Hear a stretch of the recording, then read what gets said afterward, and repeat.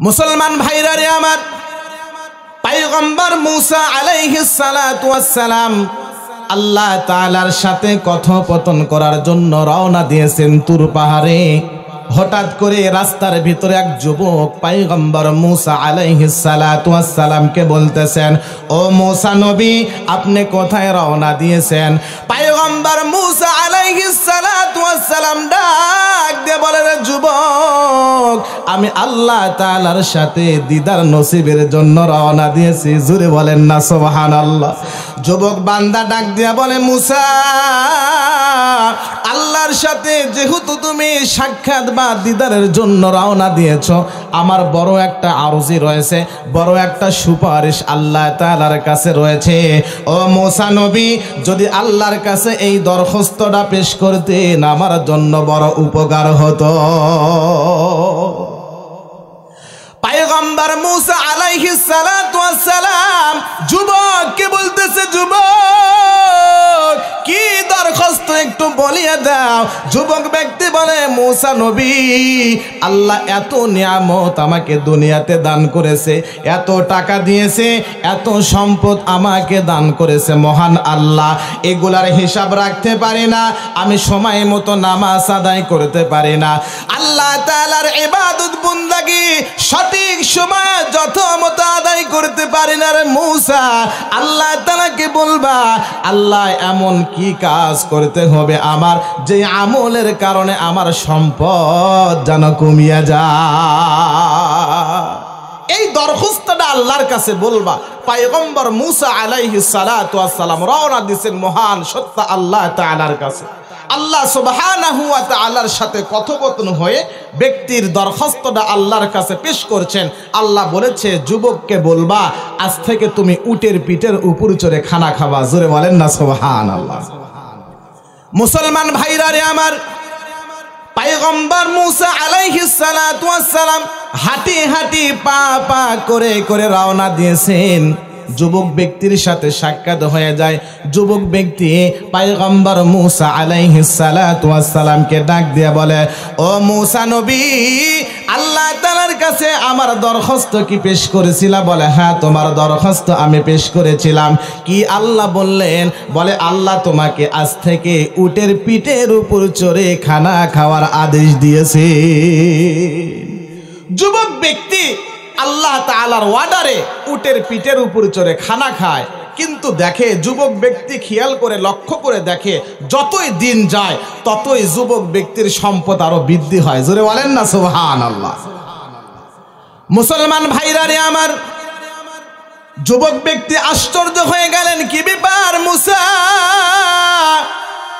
আল্লাহ তাআলার কাছে আরজ করলাম আমার সম্পদ যেন কমিয়া যায়, কিন্তু আমার সম্পদ তো কমে না, শুধু সম্পদ বৃদ্ধি হওয়া শুরু হয়ে গিয়েছে।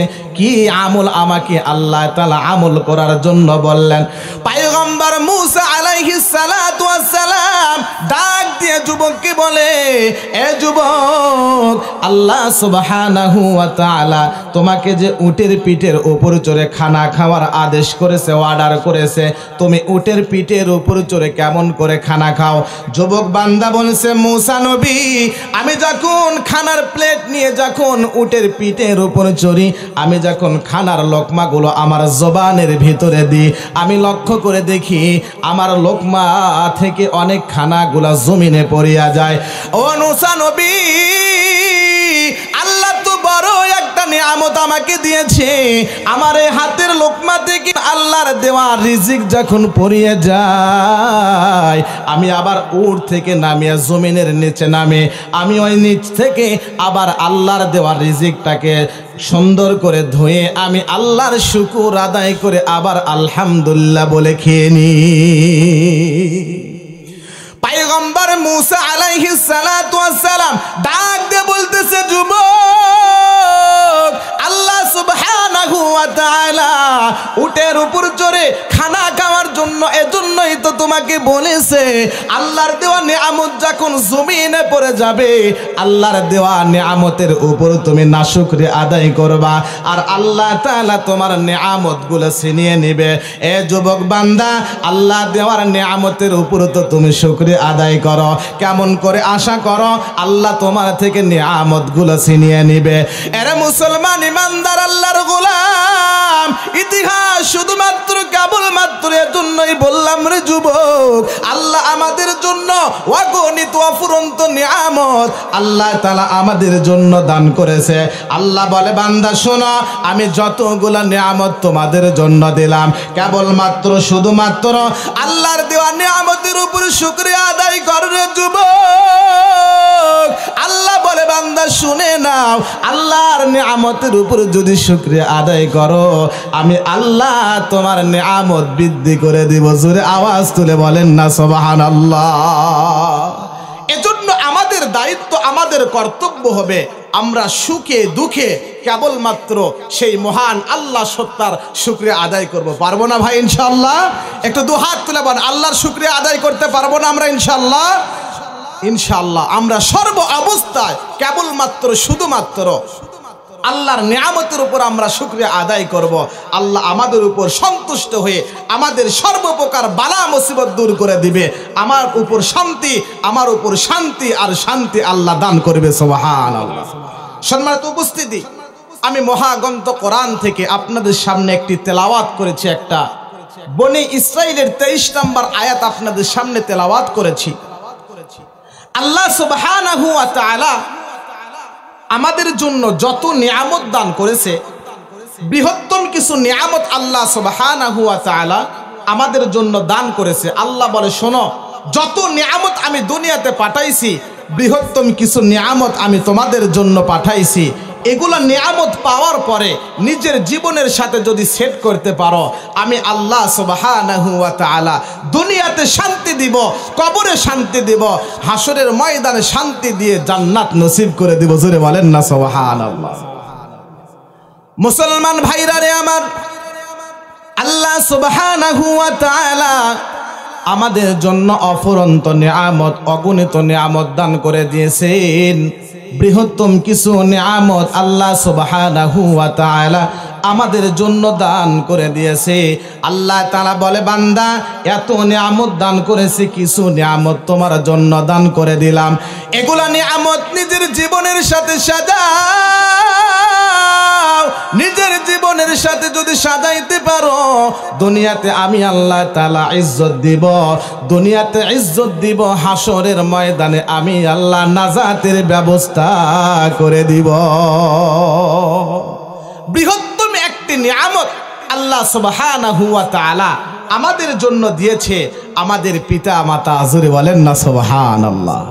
আল্লাহর ইবাদতের পর, আল্লাহর দাসত্বে গোলামি করার পর আমাদের জন্য সর্বপ্রথম যে দায়িত্ব থাকবে, সর্বপ্রথম যে হুকুম বা আদেশ থাকবে, সেটা আমাদের পিতামাতার খেদমত, আমাদের পিতামাতার ভালোবাসা। জবান খুলে বলেন না সুবহানাল্লাহ।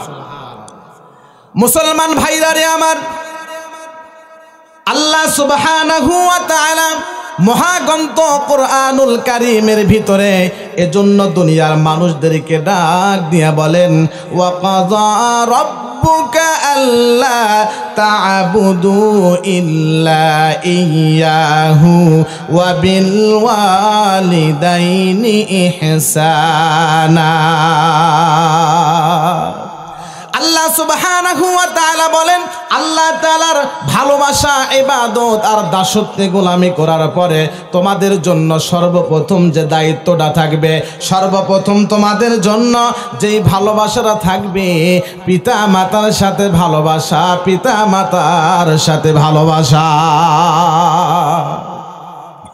এরা শিবগঞ্জের যুবক ভাই,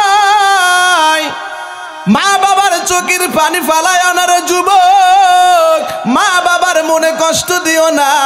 আল্লাহর নবী রাহমাতাল লিল আলামিন ডাক দিয়া বলে, উম্মতে মুহাম্মাদরা শুনিয়ে নাও, ওই মা বাবাকে ভালোবাসো, মা বাবাকে মোহাব্বত করো, তাদের খেদমত করো, তাদেরকে ভালোবাসো।